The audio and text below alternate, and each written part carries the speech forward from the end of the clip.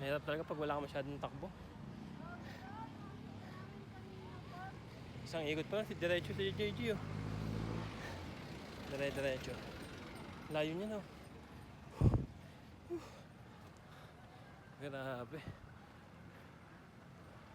Sabi na siya oh. Layo niya na. Tuldok na siya.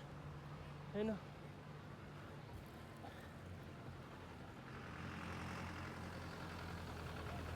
$100 meters na yata layo niya. 600 eh. Tuloy-tuloy pa siya.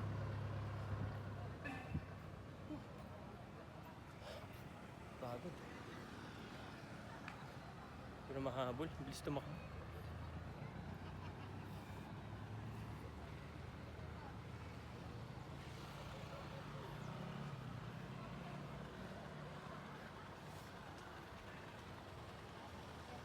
Pagod. God bless all.